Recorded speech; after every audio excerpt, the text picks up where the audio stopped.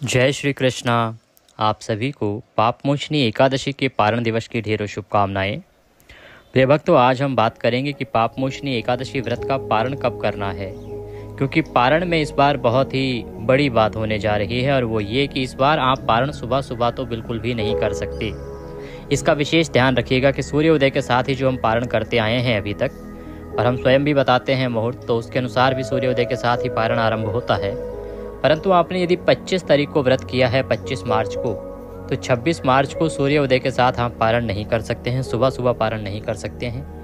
क्यों नहीं कर सकते हैं ये बताएंगे, पारण कैसे करना है ये बताएंगे, पारण कब करना है ये बताएंगे, और साथ ही पारण की विधि क्या रहेगी, नियम क्या रहेंगे, क्या भोग लगाना चाहिए, क्या मंत्र बोलना चाहिए, क्या दान देना चाहिए, किस प्रकार से ये एकादशी का पारण अन्य एकादशियों से भिन्न है, ये संपूर्ण जानकारी आपको इस वीडियो के माध्यम से प्रदान की जाएगी। आप देख रहे हैं देवभूमि ज्योतिष संस्थान का प्रतिष्ठित यूट्यूब चैनल देवभूमि धार्मिक। हम यहाँ पर जो जानकारी देते हैं वो पंचांग और ज्योतिष शास्त्र पर आधारित होती है। हम मनगढ़ंत कुछ नहीं कहते या इधर उधर की बातें नहीं करते। आपसे निवेदन है कि अपने व्रत की सफलता के लिए और भगवान श्री हरि का आशीर्वाद प्राप्त करने के लिए कमेंट बॉक्स में अवश्य लिखिएगा जय श्री हरि या ओम नमः भगवते वासुदेवाय।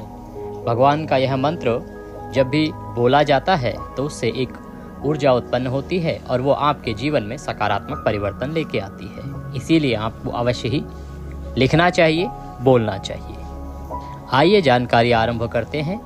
यदि वीडियो थोड़ा सा भी अच्छा लगे, उपयोगी लगे, तो उसे अधिक से अधिक लोगों तक शेयर कीजिएगा और एक बार लाइक अवश्य कर दीजिएगा, क्योंकि हम जो एकादशी की जानकारी लेके आते हैं ना, वो बहुत सारे पुराणों को पढ़ने के बाद वहाँ से आपके लिए रिसर्च करके लेके आते हैं। आपने देखा है कि जब हम एकादशी के बारे में बताते हैं तो उसमें भिन्न भिन्न जो पुराण हैं, कहाँ क्या किस बारे में लिखा है, उसको कोट भी करते हैं। और जब आप एक लाइक करते हैं तो हमारा मनोबल बढ़ता है उसे और अच्छे से बनाने के लिए और अधिक मेहनत करने के लिए। तो कृपया एक बार लाइक अवश्य कर दीजिएगा।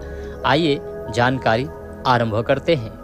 बात करते हैं पापमोचनी एकादशी व्रत पारण की। आप सभी बंधुओं ने, माताओं ने, बहनों ने व्रत किया होगा 25 मार्च को। ज़्यादातर लोगों ने 25 मार्च को ही व्रत किया है, क्योंकि सूर्य के मुख से एकादशी थी।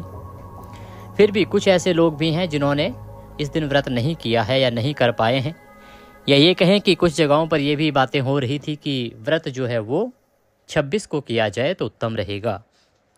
यदि आपके मन में भी ऐसी कोई आशंका है या आपने भी कहीं से सुना है कि 26 को भी व्रत है जी, 26 को करना चाहिए था, हमसे कहीं गलती, कोई त्रुटि, भूल तो नहीं हो गई है 25 को करके, तो हम आपको बता दें कि आपने कोई गलती नहीं की है, कोई त्रुटि नहीं की है, कोई भूल नहीं की है।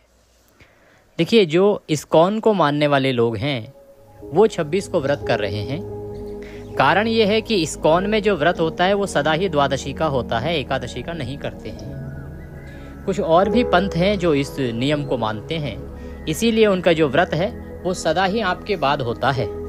इसीलिए लोगों में भ्रांति हो जाती है कि इस्कॉन तो जो है अगले दिन कर रहे हैं जी, हम आज क्यों करें। तो आपने जो 25 को व्रत किया है वो उत्तम व्रत किया है। अपने मन में किसी प्रकार की कोई शंका ना रखिएगा। और जब भी कभी अगर आगे से ये स्थिति उत्पन्न हो तो हमने आपके लिए ना एक बहुत रिसर्च करके एक वीडियो बनाया था कि एकादशी आपको नरक का भागी भी बना सकती है। और ये हम ऐसे ही बात नहीं कर रहे हैं, ये पुराण में लिखा है, नारद पुराण में वर्णन आता है, और भी हमने करीब 5 पुराणों को वहाँ उठा के आपके लिए पढ़ा है और उसमें एक एक चीज़ से बताई है कि कहाँ किस पुराण में लिखा हुआ है, क्या लिखा हुआ है, कि कौन सी एकादशी का आपको व्रत करना चाहिए। और नारद पुराण ये स्पष्ट रूप से लिखता है कि यदि कभी भी शंका उत्पन्न हो कि भाई कुछ जो ब्राह्मण हैं वो ये कह रहे हैं कि इस दिन करो और कुछ कह रहे हैं इस दिन करो, तो जब मतभेद हो ना, तो उस अवस्था में आपको द्वादशी के दिन व्रत करना चाहिए, ये उत्तम है, ऐसा नारद पुराण कहता है। तो इसीलिए आगे कभी शंका ऐसी उत्पन्न हो तो आप इस प्रकार से निर्णय कर सकते हैं। आइए फिलहाल बात करते हैं कि पारण कब करना है। ये जो वीडियो जिसकी हम बात कर रहे हैं कि एकादशी आपको नरक का भागीदार बना सकती है, उसको अवश्य देखिएगा। जो भी लोग एकादशी का व्रत करते हैं उन्हें वह वीडियो अवश्य ही देखना चाहिए, क्योंकि बहुत ही रोचक और ज्ञानवर्धक बातें हैं उसमें जो हमने आपके लिए बताई हैं। और सभी बातें पुराणों पर आधारित हैं, कोई इधर उधर की बात नहीं है कि किस पुराण में क्या लिखा है एकादशी के व्रत के बारे में। तो उसको अवश्य देखिएगा। फिर आपको मैं कहना चाह रहा हूँ, इससे आपको बहुत लाभ होगा आगे। लिंक मैं आपको यहाँ डिस्क्रिप्शन बॉक्स में भी दे दूंगा, तो आप इसको अवश्य ही देख लीजिएगा। बात कर रहे हैं एकादशी व्रत पारण की। पापमोचनी एकादशी व्रत का पारण 26 मार्च को करना है। आपने 26 मार्च को पारण करना है। इसके लिए आपको सुबह सूर्योदय से पहले उठ जाना चाहिए। उठने के बाद स्नान आदि करने के बाद स्वच्छ वस्त्र धारण कीजिए और पूजा की सामग्री एकत्र कीजिए। जिन लोगों ने पूजा एकादशी की होगी, हमारी बताई विधि से की होगी, उन्होंने पहले से ही भगवान की स्थापना कर रखी होगी। परंतु जो लोग आज पहली बार हमारे इस वीडियो को देख रहे हैं, उनके लिए हम पुनः आरंभ से ही विधि बताने जा रहे हैं कि क्या आपको करना है। स्नान आदि करके आप पूजा सामग्री एकत्र करेंगे। पूजा की जो सामग्री होगी ना, उसमें मुख्यतः क्या होगा, भगवान श्री हरि विष्णु की कोई तस्वीर होनी चाहिए, प्रतिमा होनी चाहिए आपके पास। क्योंकि ये जो एकादशी है ना, ये पाप मोचनी एकादशी है, पापों का मोचन करती है। और पापों का मोचन जब एकादशी करेगी तो पाप हारिणी देवी की पूजा साथ में आवश्यक है। पाप हारिणी कौन है? पाप हारिणी देवी हैं माता तुलसी। इसीलिए इस एकादशी में पूजन वाले दिन भी तुलसी का पूजन साथ में था, और तो पारण में भी तुलसी का पूजन साथ में होगा। तो माता तुलसी की भी स्थापना आपको करनी है, इसलिए आपके पास तुलसी का पौधा होना चाहिए या गमला होना चाहिए। इसके अतिरिक्त एक चौकी आपके पास हो तो चौकी लीजिएगा, पीला वस्त्र ले लीजिएगा, एक तांबे का लोटा लीजिएगा, उसमें पहले गंगा जल भरिएगा, उसके बाद उसमें शुद्ध जल भर लीजिएगा। रौली, मौली, पान, सुपारी, लौंग, इलायची, धूप, दीप, नैवेद्य भगवान को अर्पित करने के लिए जो भी नैवेद्य के रूप में आप रखना चाहें, मिठाई है तो मिठाई, फल है तो फल, अन्यथा मिश्री ले लीजिएगा। फूलों की माला, खुले फूल, इत्र, जनेऊ, माता को अर्पित करने के लिए अगर चुनरी हो तो चुनरी लीजिएगा, अन्यथा ना भी हो तो कोई ऐसा नहीं है कि आपको लेना ही लेना है। ये सारी सामग्री आपने एकत्र करनी है और पूजा के स्थल पर आसन लगा के बैठ जाइएगा। सामग्री पहले इकट्ठी कर लेनी है। ऐसा ना करें कि आप थोड़ा थोड़ा सामान बीच में लाएं, फिर उठें, फिर पूजा करें, फिर उठें। नहीं, आपको एक बार बैठ गए पूजा के लिए तो बैठ गए पूजा के लिए, बीच में उठना नहीं है। सारी सामग्री आपने एकत्र कर ली है, स्नान आदि कर लिया है, तो उत्तर दिशा की ओर मुख करके बैठ जाइए।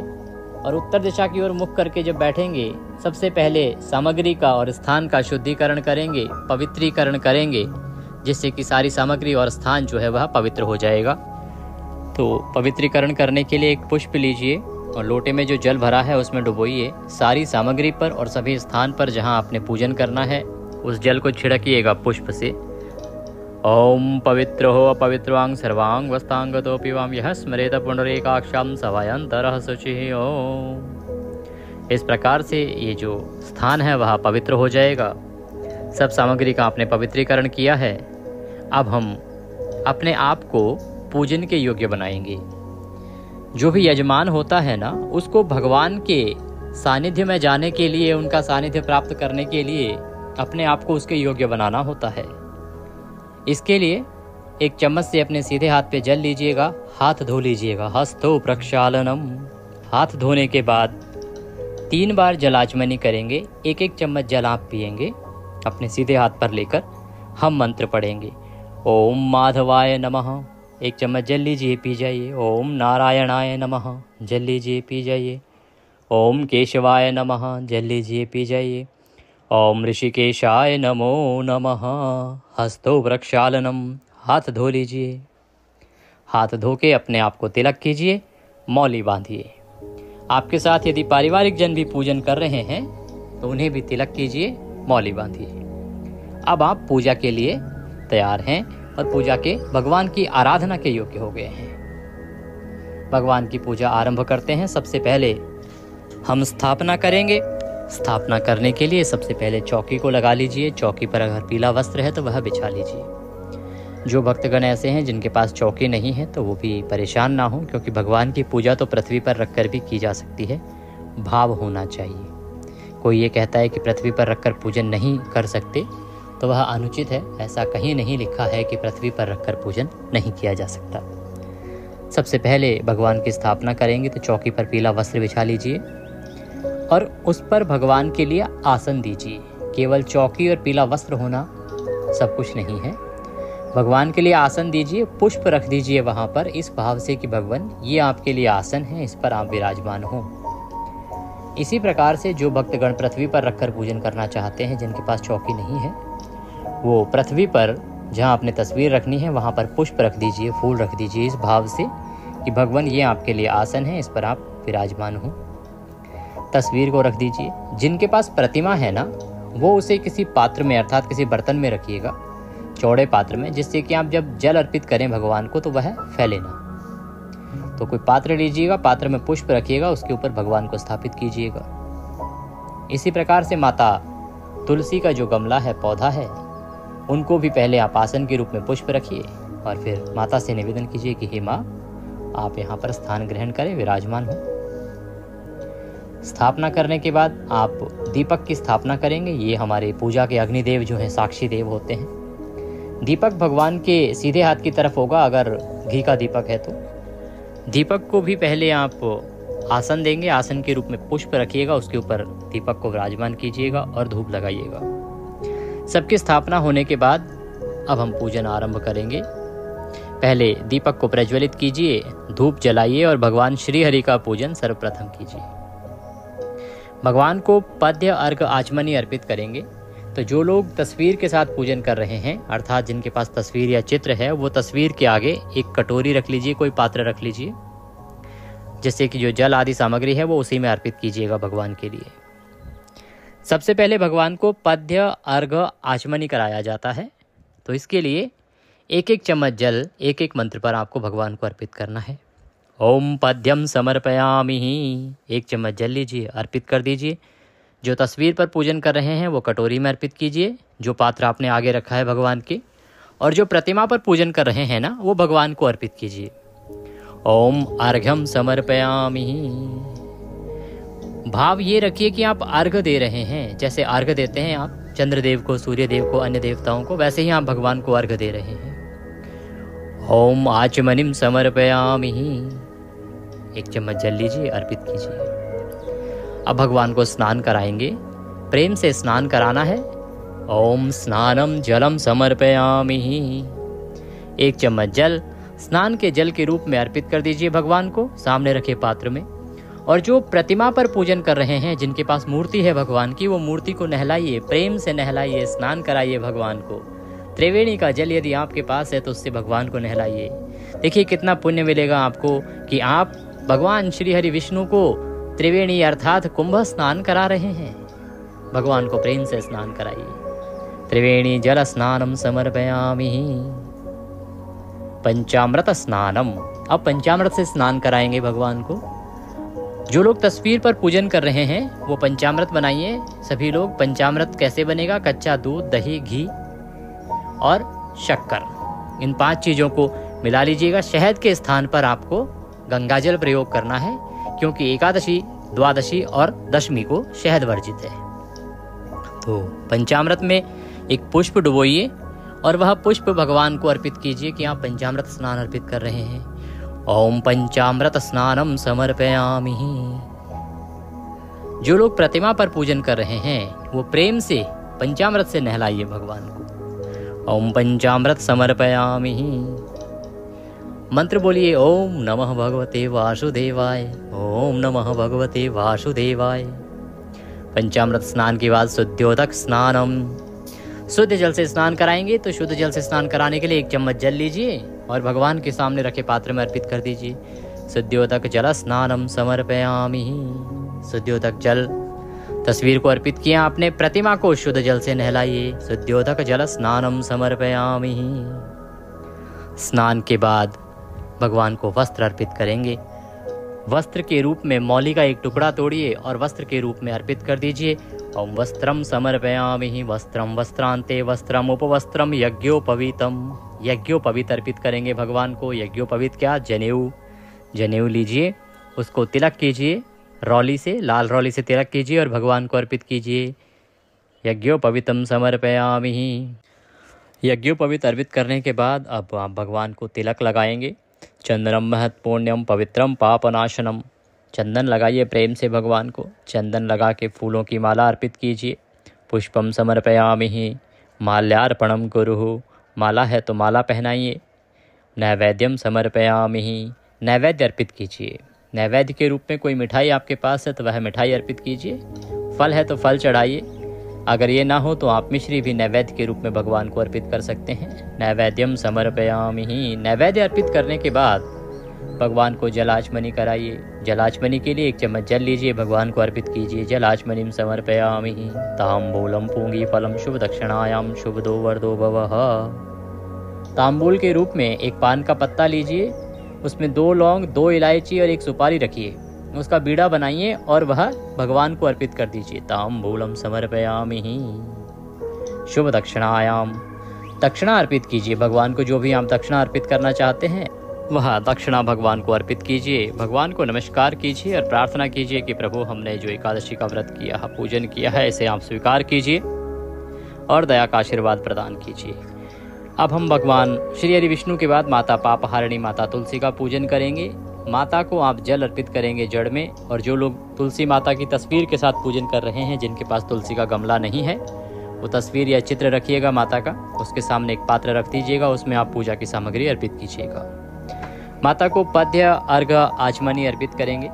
ओम पद्यम समर्पयामि ही। 1 चम्मच जल लीजिए, पद्य के रूप में अर्पित कीजिए। ओम अर्घम समर्पयामि ही। ओम आचमनिम समर्पयामि ही। स्नानम स्नान्ते स्नानम जलम समर्पयामि ही। स्नान के लिए जल अर्पित करेंगे। तो माता को त्रिवेणी का जल है आपके पास, कुंभ होके आए हैं, त्रिवेणी का जल अगर लाए हैं तो त्रिवेणी के जल से माता को नहलाइए, स्नान कराइए, सींचिए। ये बहुत अधिक पुण्यदायी रहेगा। जिस प्रकार से आंवला एकादशी पर हमने आपको विधि बताई थी कि अब आंवले को कैसे कुंभ स्नान कराएं, बहुत अधिक पुण्य है इसका। और आज आपको मौका मिल रहा है माता तुलसी को कुंभ स्नान कराने का, त्रिवेणी जल से स्नान कराने का। तो इसका लाभ लीजिए और इस मौके को जाने ना दीजिए अपने हाथों से। तो माता को त्रिवेणी का जल अर्पित कीजिए। जो तस्वीर पर पूजन कर रहे हैं वो तस्वीर के सामने रखे पात्र में 1 चम्मच जल अर्पित कीजिए। ओम स्नानम जलम समर्पयामि ही। आप माता तुलसी को वस्त्र अर्पित करेंगे। वस्त्रम समर्पयामि ही। वस्त्र के रूप में मौली का टुकड़ा तोड़िए और वह माता को अर्पित कीजिए। यदि आप चुनरी आदि कुछ लेके आए हैं माता के लिए तो वह चुनरी अर्पित कीजिए माता को। वस्त्रम समर्पयामि ही। तिलकम तिलकांते अक्षतम पान्तु चंदनम महत्पुण्यम पवित्रम पापनाशनम। माता को चंदन लगाइए, प्रेम से चंदन लगाइए। माता तुलसी को वैसे तो तिलक रौली का होता है, परंतु खर मास चल रहा है ना, खर मास में माता तुलसी को श्रृंगार की वस्तुएं अर्पित नहीं की जाती हैं। हमने आपको पूजा की जो विधि बताई थी, खर मास में पूजा विधि बदल जाती है। आशा करते हैं आपने वह वीडियो देखा होगा। अगर नहीं देखा था तो आप चैनल के साथ जुड़े रहिए और चैनल को सब्सक्राइब कीजिए। सब्सक्राइब के साथ जो बेल आइकन का निशान है ना, 1 घंटे का निशान बना हुआ आता है सब्सक्राइब करने के बाद, उसको अवश्य दबाइएगा। तभी आपको सारे वीडियो मिलेंगे और आप सही जानकारियाँ प्राप्त कर पाएंगे। क्योंकि ये एक ज्योतिष संस्थान का चैनल है, यहाँ पर जो भी जानकारी हम देते हैं वो पुराणों पर और ज्योतिष शास्त्र पर आधारित होती है। तो अच्छी जानकारियाँ प्राप्त करने के लिए चैनल को सब्सक्राइब करें और बेल आइकन के निशान को अवश्य ही दबा दीजिए। तो माता को चंदन लगाइए। चंदन लगाने के बाद माता को फूलों की माला अर्पित कीजिए। पुष्पम समर्पयामि ही। पुष्प अर्पित कीजिए। धूपम दर्शयामि दीपम दर्शयामि। माता को धूप दिखाइए, दीप दिखाइए। नैवेद्यम समर्पयामि ही। अब नैवेद्य अर्पित कीजिए। नैवेद्य के रूप में कोई मिठाई है तो मिठाई चढ़ाइए, फल है तो फल अर्पित कीजिए, अन्यथा मिश्री लीजिए और नैवेद्य के रूप में माता को अर्पित कर दीजिए। जलाचमनिम समर्पयामि ही। अब माता को जलाचमनी कराएंगे। जलाचमनी 1 चम्मच जल लीजिए और अर्पित कर दीजिए। तांबूलम पूंगी फलम। अब तांबूल अर्पित कीजिए। तांबूल के रूप में 1 पान का पत्ता लीजिए, उसकी डंडी तोड़ दीजिए, उसमें 2 लौंग, 2 इलायची, 1 सुपारी रखिए, उसका बीड़ा बनाइए और वह माता को अर्पित कर दीजिए। तांबूलम समर्पयामि ही। तांबूल अर्पित करने के बाद दक्षिणा अर्पित करेंगे। दक्षिणा के रूप में जो भी राशि आप अर्पित करना चाहें माता को वह अर्पित कर सकते हैं। दक्षिणा चढ़ाइए माता को। शुभ दक्षिणायाम शुभदो वरदो भवः। और माता को प्रणाम कीजिए। आपने जो एकादशी का व्रत किया है, पूजन किया है, माता से निवेदन कीजिए कि माँ इसको स्वीकार करें और दया का आशीर्वाद प्रदान करें। इस प्रकार से आपने पूजन करना है माता तुलसी का। पूजन करने के बाद अब आपको विष्णु सहस्त्र नाम का पाठ सुनना चाहिए या नारायण कवच का पाठ करना चाहिए। नारायण कवच जो है ये आपकी सदा रक्षा करता है, बहुत ही शक्तिशाली कवच है। इसी के द्वारा देवराज इंद्र ने सभी राक्षसों पर विजय प्राप्त की थी। यदि आप इसका पाठ करते हैं, प्रतिदिन पाठ करते हैं या श्रवण करते हैं, सुनते हैं, तो आपको एक रक्षा कवच भगवान श्री हरि विष्णु का प्राप्त होता है, जिससे आपके शत्रु कभी आपका अहित नहीं कर पाएंगे, आपको नुकसान नहीं पहुंचा पाएंगे। तो आपको पूजा के बाद विष्णु सहस्त्र नाम सुनना है और नारायण कवच सुनना है। दोनों ही वीडियो हमने पहले से अपलोड कर दिए हैं, लिंक हम डिस्क्रिप्शन बॉक्स में दे देंगे, आप अवश्य सुन लीजिएगा।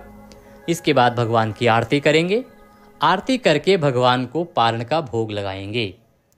भगवान को जो पारण का भोग लगेगा ना, उसमें इस एकादशी पर मखाने की खीर का भोग लगाया जाता है। तो मखाने की खीर का भोग आप लगाइए। मखाने की खीर अगर ना बना सकें तो आप पीले चावल का भोग भी लगा सकते हैं, वो सभी एकादशियों के लिए उपयुक्त माना जाता है। ये भी ना हो तो फल का भोग लगाइए, या जो भी सात्विक आहार, सात्विक भोजन आप बना रहे हैं ना घर में, उसका भोग लगाइए। कोई परहेज नहीं है, कोई दोष नहीं है। भोग लगाते समय ध्यान रखिएगा कि थाली जब भगवान के सामने रखें तो उसमें तुलसी का पत्ता अवश्य रखिएगा। तुलसी का पत्ता रखने के बाद भोग का निवेदन कीजिएगा और भोग लगा के वह प्रसाद बाकी प्रसाद में मिला दीजिएगा। अब आपको किसी ब्राह्मण को भोजन कराना चाहिए। ब्राह्मण को भोजन ना करा सके तो ब्राह्मण को दान अवश्य देना चाहिए। चाहे आप दूध का पैकेट उसके साथ दक्षिणा रख के दे दीजिए, फल ले लीजिए या बिस्किट आदि लीजिए, उसमें दक्षिणा रखिए और वह ब्राह्मण को दे दीजिए। पर दान आपको अवश्य ही करना है।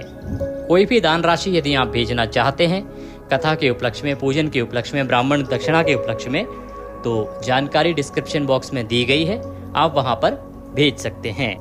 यदि आप ब्राह्मण कन्या के विवाह में शामिल होना चाहते हैं तो आप संपर्क कर सकते हैं, उसकी जानकारी नंबर भी वहां पर दिए गए हैं। भोग लगाने के बाद आपको पुष्पांजलि करनी चाहिए, जो कि सबसे महत्वपूर्ण प्रक्रिया है और ये किसी भी पूजा के अंत में अवश्य ही की जानी चाहिए। इसी में किसी पूजा का या पूजा की सफलता निहित होती है। इसके लिए हाथों में पुष्प लीजिए, पुष्प लेके हाथ जोड़ के भगवान से निवेदन कीजिए, आवाहनम न जानामि विसर्जनम पूजम चैवम न जानामि क्षम्यताम परमेश्वर। हे प्रभु, न हम आपका आवाहन जानते हैं, न पूजन जानते हैं, न विसर्जन जानते हैं, हम तो अज्ञानी जीव हैं। जैसी बन पड़ी है वैसी सेवा आपके श्री चरणों की है। इसमें जाने अनजाने में हमसे कोई गलती, कोई त्रुटि, कोई भूल हो गई हो तो प्रभु उसे क्षमा कीजिएगा, क्योंकि आप दया सिंधु हैं। हम आपके बालक नादान हैं, हम आपके दर के भिखारी हैं। हमारी गलतियों को क्षमा करते हुए दया का आशीर्वाद प्रदान कीजिएगा ईश्वर, और हमारे ऊपर सदा कृपा बनाए रखिएगा। इसके निमित्त आपको अर्पित करने के लिए हमारे पास कुछ नहीं है। तन मन धन सब आप ही का है। हमारे पास क्या है?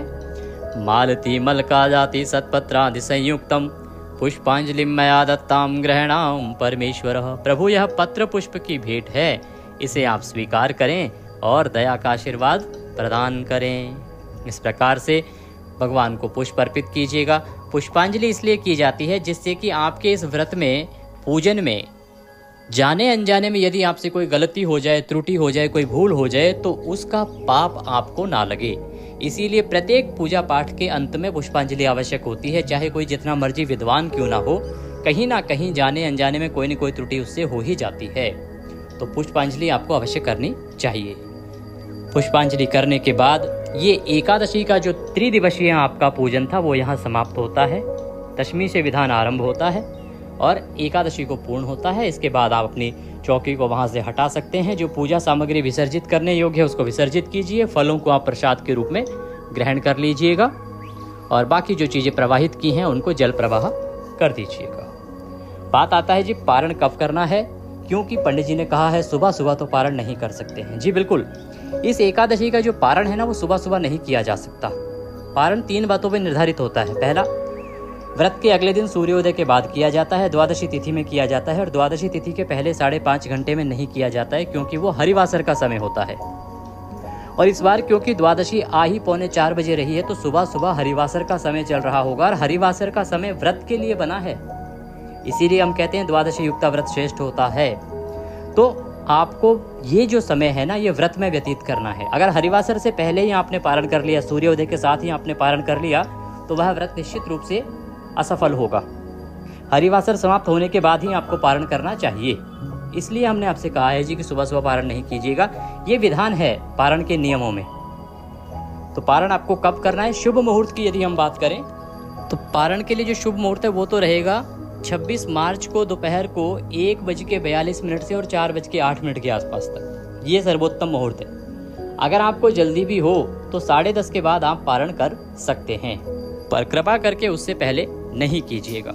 पारण के लिए मंत्र रहेगा ओम नमः भगवते वासुदेवाय। आप बैठेंगे, 5 बार मंत्र जाप करेंगे, तुलसी का पत्ता मुंह में रखेंगे और पानी पी लीजिएगा, और जो भी आपने भगवान को भोग लगाया है उससे व्रत का पारण कर लीजिएगा। जानकारी थोड़ी सी भी अच्छी लगी हो तो कृपया लाइक कीजिएगा। सबके काम की है जानकारी, ऐसे वीडियोस बड़े मुश्किल से मिलते हैं, तो कृपया इसको अधिक से अधिक लोगों तक पहुंचाइए, जिससे कि कल लोग अपना व्रत खंडित करें उससे पहले सही जानकारी उन तक पहुंच जाए। तो मेरी आपसे प्रार्थना है कि अधिक से अधिक लोगों तक व्हाट्सएप कीजिए, जिससे कि सभी इसका लाभ ले सकें। जय श्री कृष्णा।